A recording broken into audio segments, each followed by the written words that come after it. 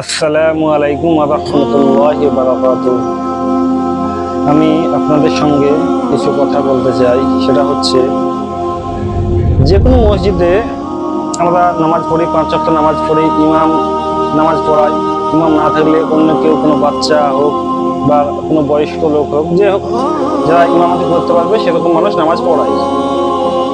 তা ইমাম দেখা গেল একটা মসজিদে নেই, তখন যে কেউ নামাজ পড়াতে পারে। যে কেউ বলতে যারা নামাজ পড়াতে জানে, যারা নামাজ পড়ানো জানে তারা নামাজ পড়াতে পারে অবশ্যই।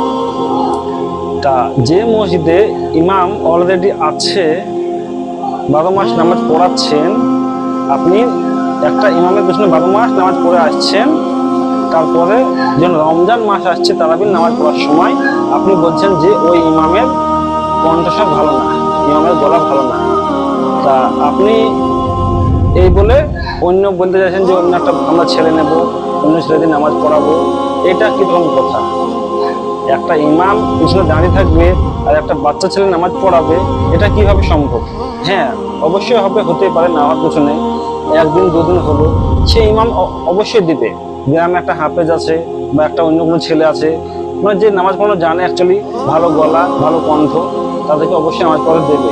তাই বলে একটা সমাজ কিভাবে পারে যে 12 মাস একটা ইমাম নামাজ পড়িয়ে এলো, আর শুধুমাত্র রমজান মাসে তারাবির নামাজ পড়ার জন্য অন্য একটা বাচ্চা ছেলে ভাড়া করতে হচ্ছে? এটা কি হাদিসে আছে? যদি হাদিসে থাকে অবশ্যই আপনারা কমেন্টের মাধ্যমে জানাবেন। আমার জানতে খুব ইচ্ছে, আমার জানতে চাইছি। নামাজ পড়াচ্ছে, তারপরে ইমামের বিনা অনুমতিতে, ইমামকে বলাই হয়নি। ইমামের নামাজ পড়াতে গেলে আমি যতটুকু জানি ইমামের পারমিশন লাগে, ইমামকে বলাই হয়নি।